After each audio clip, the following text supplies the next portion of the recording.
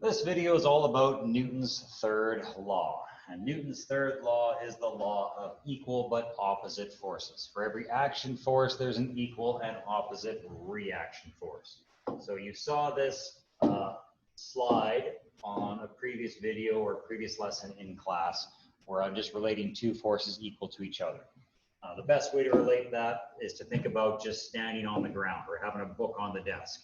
All right, if you have a book on the desk, the book is going to have weight, and the weight is going to act down onto the surface of the desk.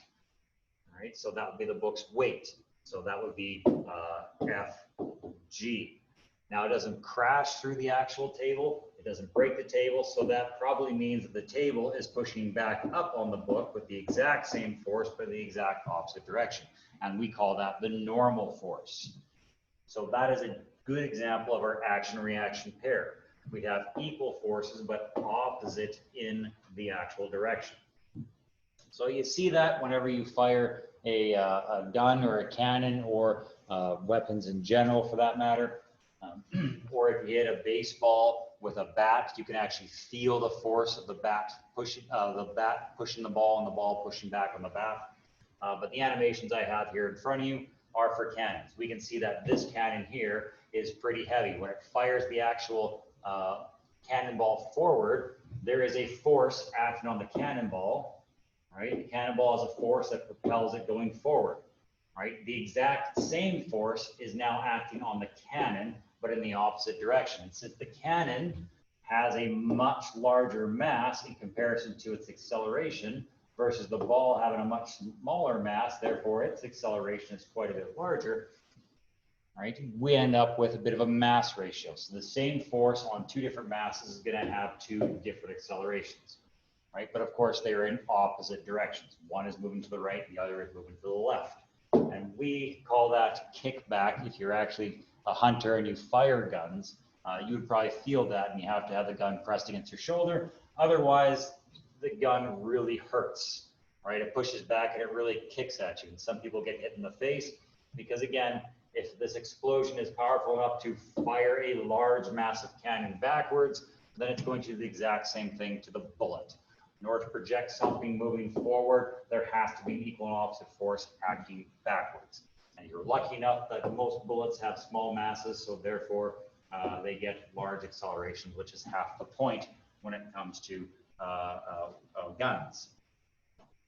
So you can see this in other non-violent ways by playing games of tug-of-war. So for instance, if I have a boy and a girl sitting on a thing of ice, so we're going to assume that because they're on ice, there's absolutely zero friction, which is the whole purpose of having ice there.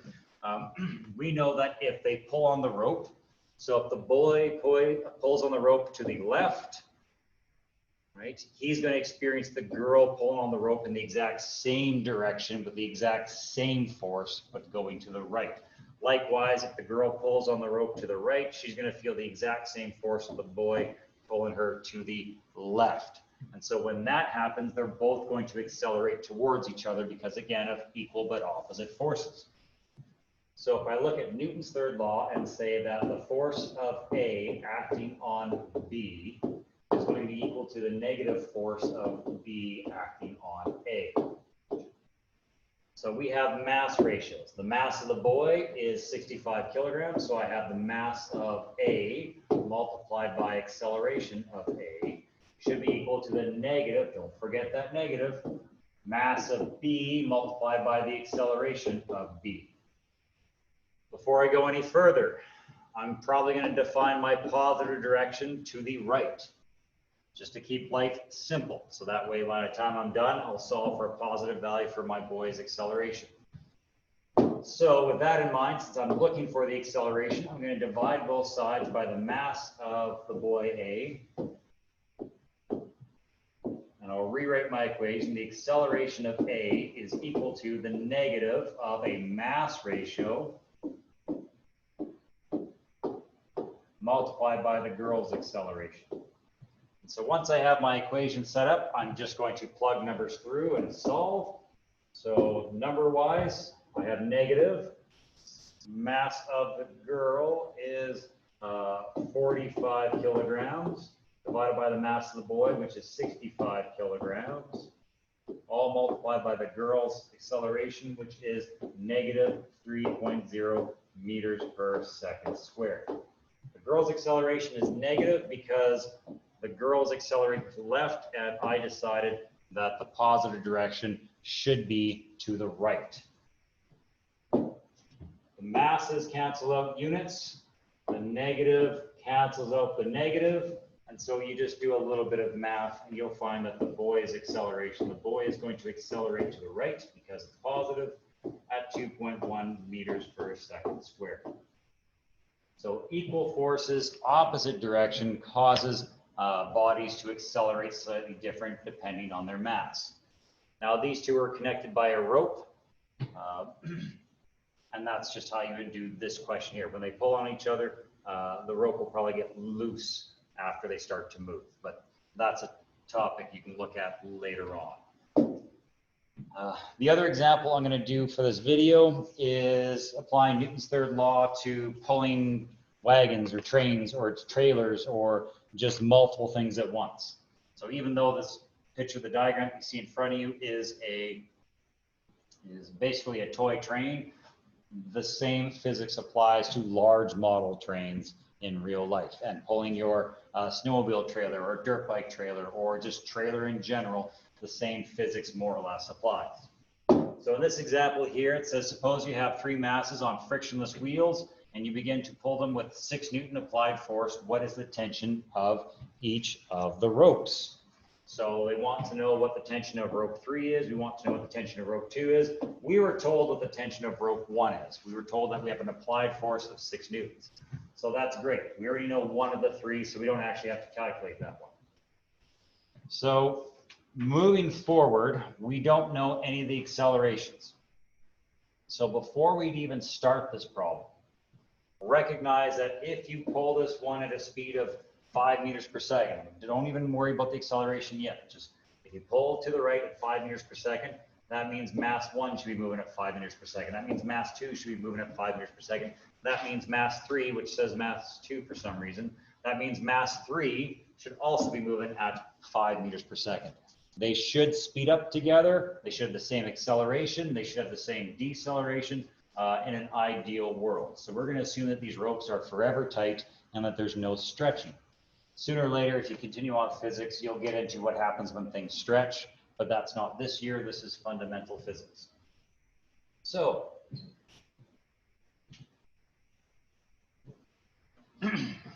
what we do first is, since we recognize they're all connected together, it's probably a good idea to recognize that they're all going to accelerate together. And therefore, we're going to find a free body diagram of the whole mass. We call that the total mass. So my free body diagram is going to pretend I see all one big mass. So there it is, my one big mass. It's touching the ground, so it's going to have weight. And because it's touching the ground, it's going to have a normal force. Now, since this thing is being pulled to the right, I'm only going to identify my vertical forces, but I'm not going to work with the vertical forces. I'm only going to assume we are working in the x direction. So since we're working in the x direction, I will do nothing more than just identify my vertical forces. So since there's no friction involved, I have a rope pulling everything to the right. That means I have one applied force acting on the total mass. So I'll call that my applied force acting on rope 1. So that actually makes this problem pretty easy. So my net force in my x direction is going to be equal to the sum of all forces in my x direction, which should be equal to my total mass times my acceleration. So whatever your free body diagram is for mass-wise, that's the mass that goes in your net force equation. Now, for this first part, we're not doing Newton's third law. We're just trying to find the acceleration, so we're using Newton's second law. So the sum of my forces, well, I only have one force in the x direction, so that's just my applied force. And that's going to be equal to my total mass times my acceleration. So we're going to assume that positive is to the right and not think anything more of it. So therefore, our applied force is going to be a positive 60 newtons is equal to a total mass of, I have half a kilogram, 1.5 kilograms, and 1 kilogram. So we'll just add all three of them together and call it 3 kilograms. That's my total mass, multiplied by the overall total acceleration. So do a little bit of division. Do a little bit of division. Forgot there's something below that I forgot to delete. So divide both sides by 3.0 kilograms. Okay, so therefore this is gone. 6 divided by 3, a newton divided by kilogram is a meter per second square, and you will solve for an acceleration to be 2 meters per second square. So that is my acceleration. Okay, so every block is going to accelerate at that same rate. That is the big takeaway from here, right? Mass 3 is going to accelerate at 2 meters per second square. Mass 2 is going to accelerate 2 meters per second square. And mass 1 is going to accelerate 2 meters per second square. Now to actually answer the question wants to know, what is the tension on the ropes? So when you get to a part of the question like that, now that we've combined them all together and found the overall acceleration, I can start just looking at each block individually, right? And as I move from one block to the next block, that's when Newton's third law kicks in. But if I look at one block individually, I would start with the block that has the fewest forces acting on it. Block 3 only has one rope pulling it to the right. Block 2 has a rope pulling it to the left and a rope pulling it to the right. Block 1 has a rope pulling it to the left and a rope pulling it to the right. So I would recommend you start with the block that has the fewest forces acting on it. If there was friction, then there would be more forces involved, but this is a frictionless situation. So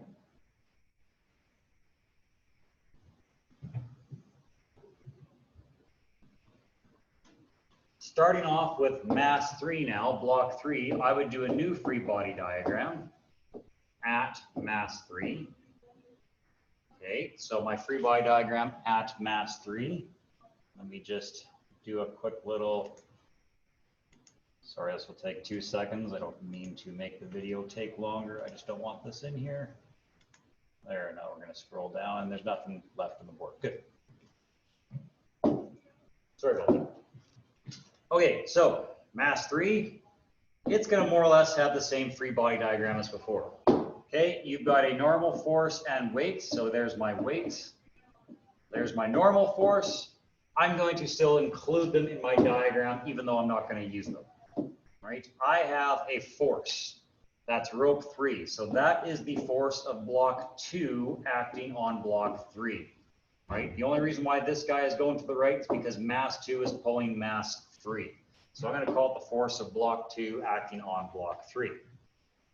So my net force, once again, I'm working in the x direction. I'm going to ignore the y direction. So my net force in my x direction is equal to the sum of the forces in my x direction, which is equal to mass 3 times my acceleration. So once again, because I'm doing a free body diagram at mass 3, I better be using mass 3 in my Newton's second law equation. Continuing on, I only have one force at the moment, and I'm going to define positive to the right. So that's the force of block 2 acting on block 3 in vector notation. Should be equal to mass 3 times acceleration. So already it's very similar to the very first part of the equation, except this time we don't actually know what the tension is. So using mass 3 of 1.0 kilograms and the acceleration, which is the same for every block of 2 meters per second square, you can just do some quick little math and you'll end up with 2.0 newtons. All right, 1 kilogram times 2 meters per second square is just 2 newtons. So that is the force of block 2 pulling on block 3. Now this is where Newton's third law comes in. Because block 2 with rope 3, from mass 3's perspective, it is being pulled to the right at 2 newtons. Newton's third law says then, from mass 2's perspective, Mass 2 should be pulled on block 3 at 2 newtons, but going left, so equal but opposite directions. So I can say that the force on with block 3 acting on block 2. So again, we're talking about the middle block now. I'll slide up again. This guy is going to experience, block 2 is going to experience a force of 2 newtons pulling left on it.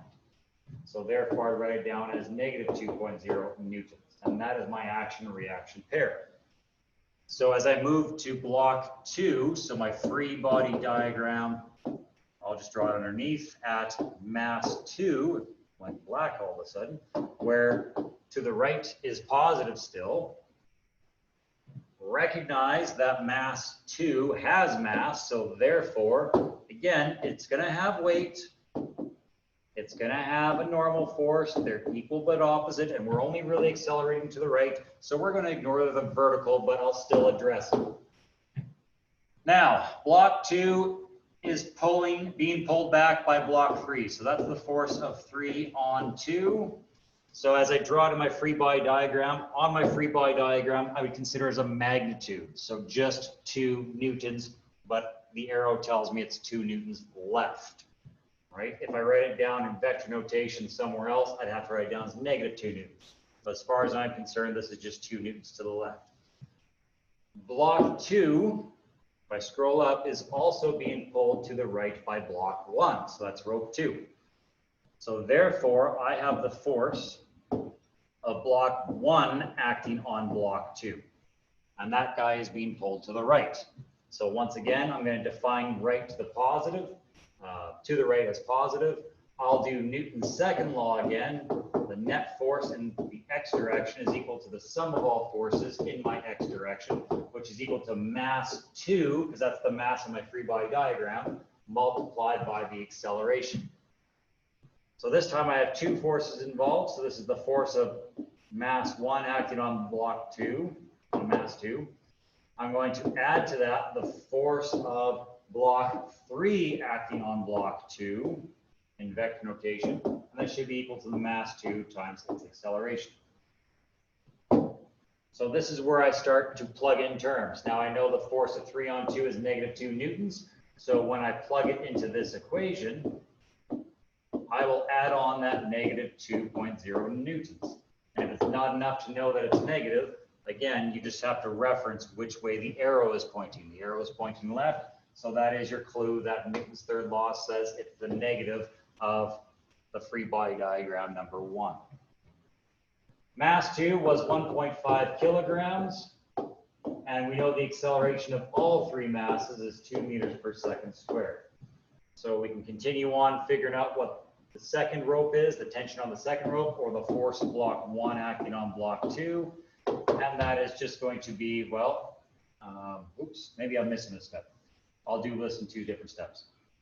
First of all, let's solve for this. That should be 3.0 newtons. Okay, if we bring this 2 newtons to the other side, it's a negative over here on the left-hand side. So when we bring it across the equal sign, we're going to add 2 newtons to both sides. So that means we're going to add 2.0 newtons on the left-hand side. And all I'm left with on this side is my force of 1 on 2. And if you add these 2 together, you should get the force of block 1 pulling on block 2 to be 5.0 newtons. So with that, using a combination of Newton's second law and Newton's third law, you're able to determine the tension of each of the ropes. If you wanted to go one step further and do a proof, you could do the free body diagram at block 1. So mass 1, my at symbol looks weird. And so again, I'll just be quicker about this because I'm not going to work it all the way through. I would still include my vertical forces, but with block 1, you actually know that you're being pulled to the right by 6 newtons. Okay, you have a leftward force, so the force of 1 on 2 is the same as the negative of force 2 on 1. So that means it'd be negative 5.0, which means it is acting from mass 1's perspective. It is being acted on to the left, and that's what the negative means. Right? And if you wanted to go the extra mile, you would prove that. By doing the exact same idea, you just have slightly different values for the two forces that are involved. But I will leave that to you as a practice for at home. Okay, so I solved it otherwise. We now know the forces for rope 3 is 2 newtons. From mass 3's perspective, it's 2 newtons to the right. From mass 2's perspective, it's 2 newtons to the left. Rope 2, from mass 2's perspective, it is 5 newtons to the right. And from mass 1's perspective, it's 5 newtons to the left. And of course, rope 1 was given to us. So that's how I would apply Newton's third law to 2 different scenarios. You've got a bunch of different scenarios. You got eight questions in your workbook starting on page 33, where you will try basically the same idea.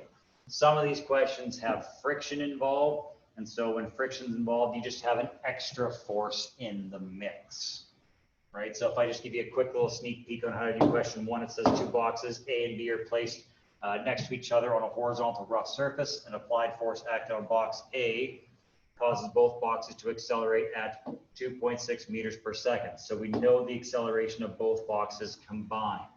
If the magnitude of the force of friction on box B is 28.3 newtons, calculate the force of exerted by box B on box A. I would just do a free body diagram at B, and it would more or less look like this. You'd have your weight, you'd have your normal. I didn't leave myself enough room. Looks a little sloppy. For that, I'm sorry. Okay, but you have 2 forces acting horizontally. So again, work in the X direction here. You have 2 forces acting on block B. A is pushing B forward. So therefore, you have the force of A acting on B. We don't know what that force is. Okay, but B also has friction. So since B is rubbing against the ground and there's friction involved, we can assume, well, it's not assume, we know that there is therefore friction. So that would be the force of friction acting on B. So we have 2 forces acting in the X. One is to the left, one is to the right. I would make positive going to the right, and then I do the exact same thing for the last question that we just did. I would do the net force in the X is equal to sum of all forces in the X, which is equal to mass B times its acceleration. And one more time, the acceleration was given to you. You know what the mass is. The rest is just the sum of your X forces. So that's the force of A acting on B added to the force of friction on B.